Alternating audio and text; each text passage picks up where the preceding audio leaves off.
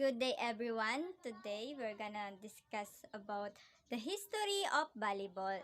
So before anything else, my name is Jessa Demayakyak from BSTM 2C4 and I will be the one who discuss it to you. So I hope you will learn, listen, understand and also enjoy to our topic.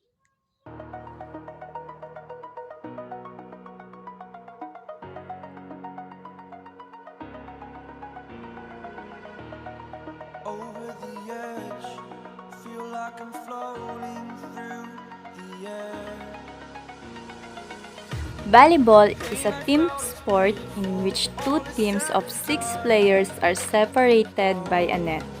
Each team tries to score points by grounding a ball on the other team's court under organized rules. It has been part of the official program of the Summer Olympic Games since Tokyo 1964. Beach volleyball was introduced to the program at the Atlanta 1996, the adapted version of volleyball at the Summer Paralympic Games.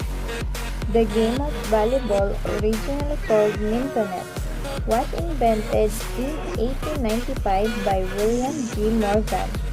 After the invention of basketball only 4 years before, Morgan, a graduate of Springfield College of YMCA, designed the game to be a combination of basketball, baseball, tennis, and handball.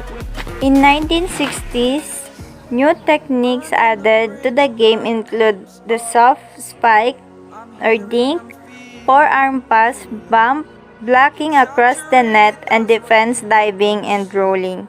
In 1964, volleyball was introduced to the Olympic Games in Tokyo.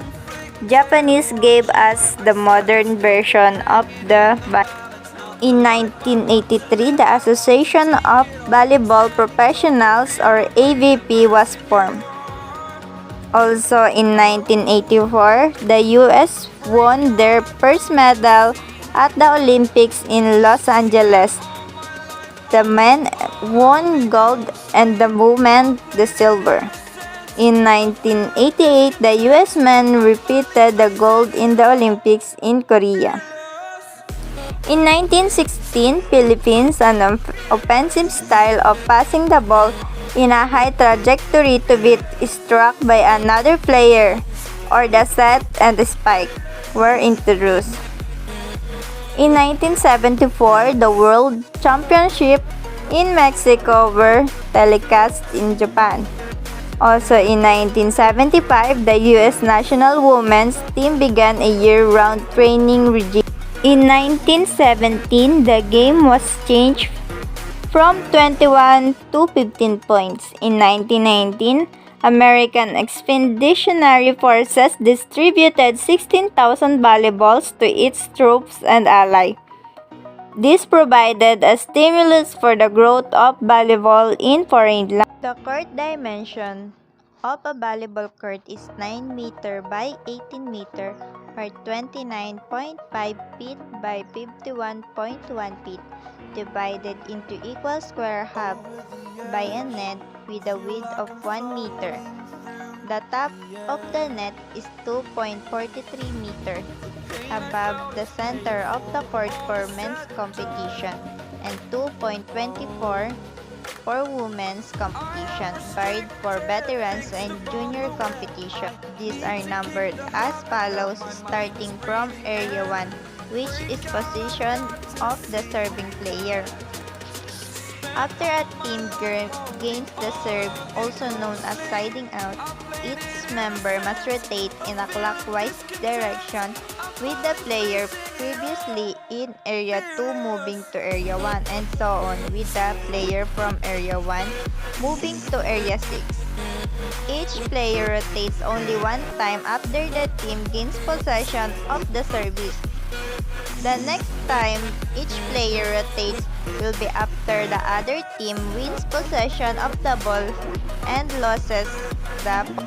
The first rule that he writes is called for a net, a 1.98 meter high and 7.6 meter by 15.2 meter court and any numbers of players. A match was composed of 9 innings and 3 serves for each team in each inning and no limit to the number of ball contacts for each team before sending the ball to the opponent courts. In case of a serving error, a second try was allowed. Hitting the ball into the net was considered a foul or with loss of the point, except in the case of the first try serve. The equipment that we'll be using in the game volleyball is the ball. PIVB regulation states that the ball must be spherical, made of leather or synthetic leather, have a circumference of 65 to 67 cm, a weight of 260 to 280 grams, and an inside pressure of 0.30 to 0.325 kg. Other governing bodies have a similar regulation. A point is scored when the ball contacts the floor within the court boundaries or when an error is made. When the ball strikes one team side of the court, the other team gains a point, and when an error is made, the team that did not make the error is awarded a point.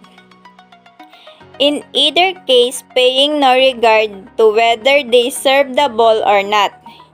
If any part of the ball hits the line, the ball is counted as in the court. The team that won the point serve for the next point.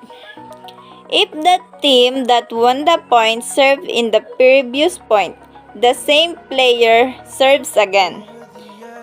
If the team that won the point did not serve the previous point, the players of the team acquiring the serve rotate their position on the court in clockwise manners.